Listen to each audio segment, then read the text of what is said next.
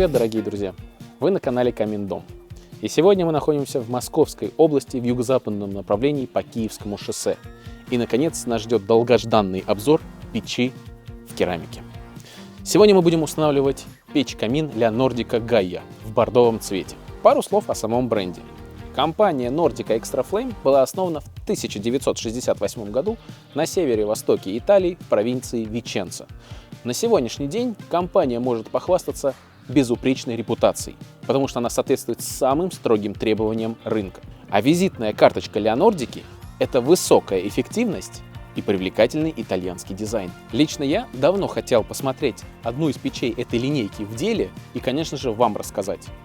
Модель, которую будем устанавливать на нашем объекте, выпускается в двух цветах – бордовая и бежевая, такой более нейтральный оттенок. Также бывает с духовым шкафом и без. Отличие только в том, что добавляется еще одна секция для духового шкафа над топочной камерой. На данном объекте в качестве дымохода будем использовать немецкий Шидель-Перметр.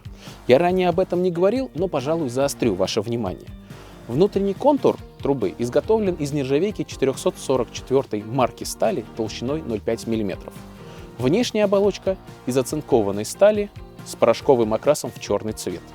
Главное преимущество немецкого дымохода – это качество швов, соединение элементов между собой и наполнением изоляционным материалом. Здесь используется Superwool Plus – материал на каолиновой основе. Единственный, пожалуй, минус немецкого дымохода – это цена. В среднем он дороже от российских аналогов где-то в 2 раза. А теперь давайте приступим к монтажу, а позже поговорим о печи.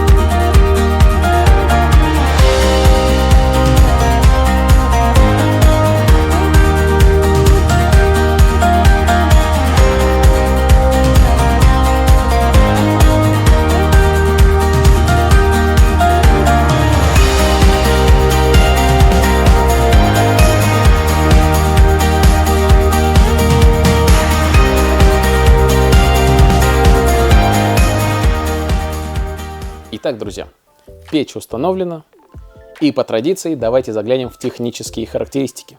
Высота 906 мм, ширина 495 мм, глубина 468 мм, КПД печи 82%, вес 133 кг, номинальная мощность 6 кВт. Это позволит отопить помещение площадью до 60 квадратных метров. Несмотря на свой красивый внешний вид, Leonardica Gaia имеет чугунную топочную камеру. Но если мы снимем все керамические детали из корпуса печи, мы увидим, что на самом деле печь имеет стальной корпус. А сама чугунная топочная камера состоит из толстых пластин, которые между собой плотно и герметично соединяются. Сочетание высококачественного отлитого чугуна с керамикой в майолике – это один из козырей Leonardica. Но несмотря на это, они также выпускают полностью чугунные каминофены. И обзор на один из них вы сможете посмотреть по ссылке в углу. У Leonordiki имеется большое количество регулировок. Давайте вместе разбираться, за что отвечает каждая из них. Начнем, пожалуй, с верхней. Как вы уже догадались, это подача воздуха на опцию «Чистое стекло». Обеспечивает непосредственную отсечку пламени от контакта со стеклянной поверхностью. Тем самым предотвращает образование сажи. Двигаемся дальше. Ниже под дверцей, тоже на хромированных таких барашках, регулировка, которая отвечает за подачу воздуха на горение в топочную камеру. И еще ниже на дверце от зольного ящика еще одна регулировка, тоже на подачу воздуха на горение, только через колосниковую решетку. По большому счету у нас имеется две регулировки, которые отвечают за подачу воздуха на первичный дожиг. Но если вдаваться в подробности, то нижняя регулировка отвечает за основную подачу воздуха, а вторая, которая под дверцей, она уже более точечно влияет на интенсивность горения пламени и на процесс горения. Кстати, заметьте, какую интересную опцию в своей печи реализовала Leonordika Gaia. Это механизм проворачивания колосниковой решетки. Очень удобная на самом деле функция. Когда у вас скопилась зола, и чтобы не мешало поступлению воздуха, вы немножко подвигали, стряхнули золу вниз, и у нас точно так же чугунная решетка свободна, и воздух поступает без всяких трудностей. Пожалуй, неочевидным плюсом данной печи я бы выделил дымоход. Здесь используется 120 диаметр дымохода. А всем известно, что подавляющее большинство печей-каминов имеют диаметр 150 мм. Если взять в сравнении 150 диаметр дымохода и 120 одинакового метража, там одинаковое количество элементов, то в сравнении в цене 120 выигрывает примерно на 20-40% в зависимости от цвета и производителя. То есть неочевидный плюс становится очевидной выгодой и экономией в деньгах. И сразу же, наверное, второй плюс, связанный с дымоходом, я бы также отметил. Бывает иногда такое, что у заказчика заранее заготовлена дымовая шахта или небольшое отверстие под дымоход. Но не всегда заказчик может знать, какого сечения или какое отверстие должно быть по своим размерам.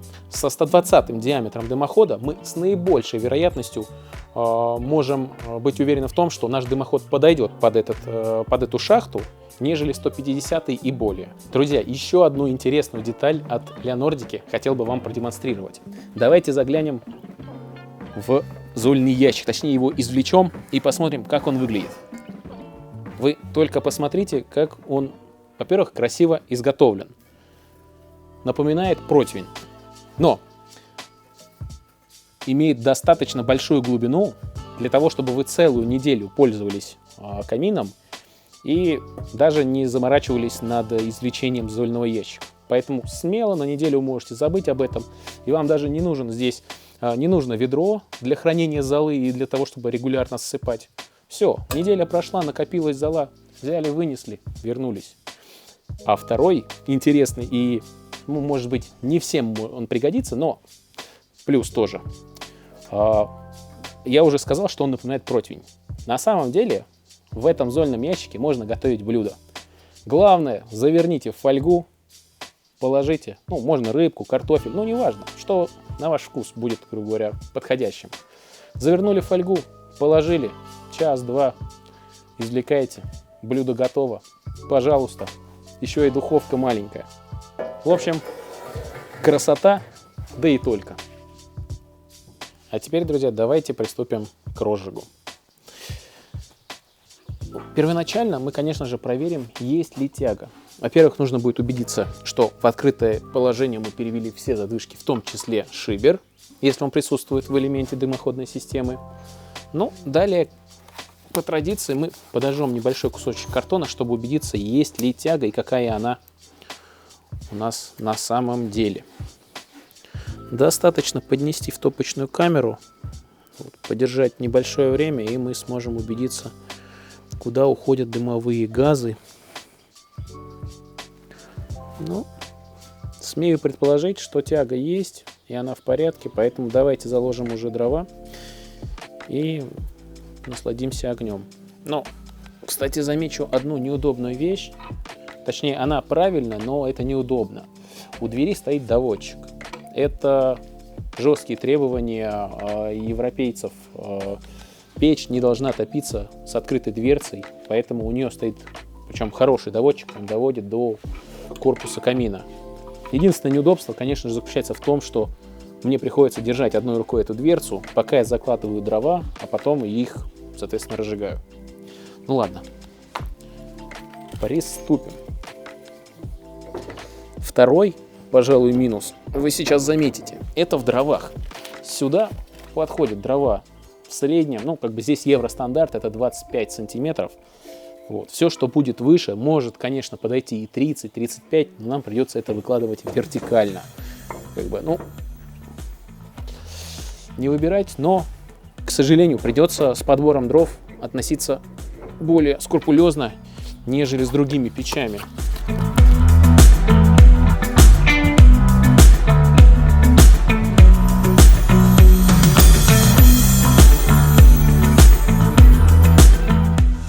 Друзья, прошло 15 минут с момента, как мы разожгли наш камин. В принципе, пламя разгорелось. И давайте посмотрим, как реагируют регулировки, как они себя ведут, и отмечу некоторые детали. В первую очередь, если вы разжигаете камин, и вам недостаточно хорошо разгорается пламя, то мы можем прибегнуть к такому небольшому лайфхаку. Слегка открываем дверцу от зольного ящика. И вы заметите, как в топочной камере, можно сказать, идет реактивное горение. Такое нужно делать только когда мы хотим просто моментально разжечь наши дрова. Вот. Но, к сожалению, в таком режиме долго нельзя эксплуатировать наш камин, потому что идет высокая нагрузка на чугунный колосник. Несмотря на то, что он чугунный, он может выйти из строя гораздо раньше, чем это ожидается. Давайте двигаться дальше. Обратите внимание, как на задней стенке у нас образуются небольшие вихри пламени. Это говорит о том, что у нас здесь присутствует вторичный дожик, и он реализован вместе с опцией чистого стекла. Точнее, чистое стекло, прошу прощения. Чуть позже я его перекрою, вы заметите, как пламя сместится ближе к задней стенке. Но давайте переводить в размеренный режим горения. В первую очередь мы закроем задвижку, которая отвечает за подачу воздуха на колосник. Следом воспользуюсь инструментом, потому что задвижки уже горячие, к ним не дотронуться будет. Так, перекрыли задвижку, которая отвечает за подачу воздуха в топочную камеру, и вы заметите, пламя передвинулось к задней стенке. Сейчас работает вторичный дожик и опция чистое стекло. И давайте перекроем опцию чистое стекло. Сейчас вы заметите, как пламя медленно будет переходить в режим тления, такой почти гаснет, но не может погаснуть. Это режим максимальной эффективности. В таком режиме предусмотрена эксплуатация таких печей. Основную часть тепла мы будем получать за счет конвекции воздуха. Этот камин можно считать камином конвекционного типа. И тепло, которое мы получаем, будет обдуваться через отверстие на керамической плите сверху. Холодный воздух подтягиваться будет через отверстие на решетке снизу. Такие же решетки сделаны на задней части камина. Они будут проходить через весь корпус, через прогретый корпус камина и горячими обдуваться через верхнюю часть. В принципе, я уже подношу ладонь и чувствую, как горячий воздух бьет по ладони. Спустя 1,5-2 часа после того, как мы разожгли камин, он набрал максимально возможную рабочую температуру всех своих поверхностей.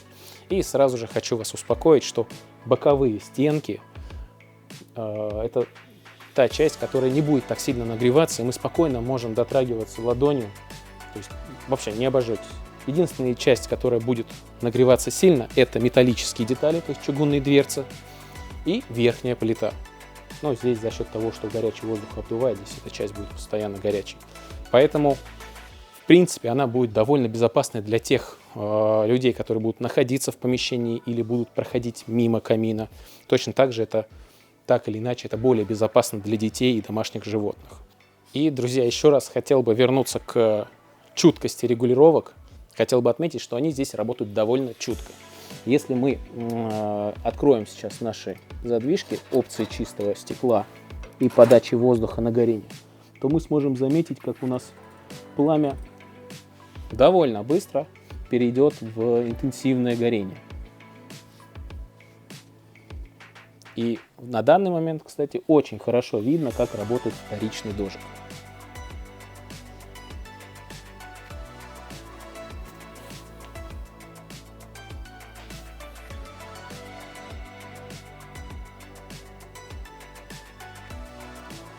А теперь переведем все в обратно закрытое положение, чтобы отследить разницу. Сначала пламя смещается ближе к задней стенке, а потом оно слегка затухает. В любом случае это смотрится очень красиво. А если это вечер и приглушенный свет, вы получите удовольствие от красоты горения. Итак, у нас прогорела вторая закладка. Давайте еще немножко дров добавим. Но на этот раз рукой я не буду открывать дверцу. Несмотря на то, что рукоятка здесь из пластика, который не плавится и не подвергается температурным нагрузкам, она очень горячая. Поэтому лучше это делать с помощью перчатки, которая идет в комплекте с печью.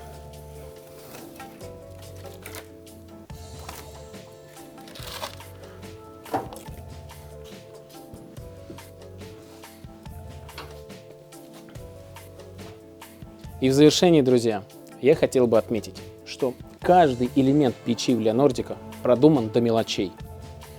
Важнейшее внимание ко всем деталям – это основной аспект итальянского дизайна. Смотришь на печь – греет душу. А добавил дров и разжег – согрело и тело. Друзья, вот на чем я бы хотел заострить ваше внимание, так это на том, как чутко реагируют регулировки печи.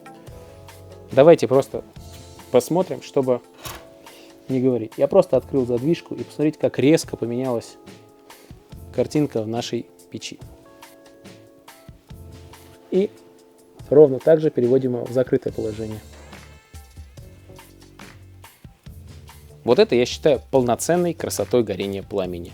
Именно этого ждет каждый покупатель, который приобретает печь Leonardica.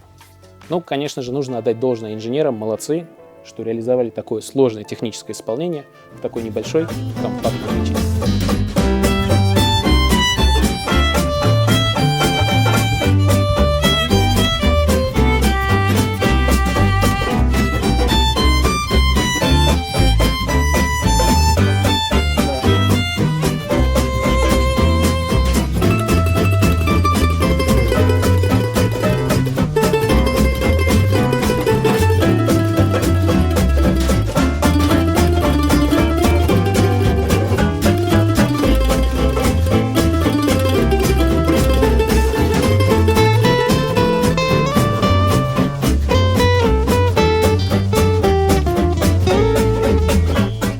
Друзья, на этом наш обзор подошел к концу. Надеюсь, вам понравился данный обзор и был очень увлекательным. А если у вас остались вопросы, пишите их в комментариях. Мы обязательно на них ответим. А также ставьте лайки, подписывайтесь на наш канал и следите за следующими выпусками, ведь они выходят не только на YouTube, а также на всех российских платформах, таких как Яндекс.Дзен, ВК, Одноклассники, Рутюб. С вами был ведущий канала Камин Дом Масис. Камин Дом. Здесь говорят правду о каминах.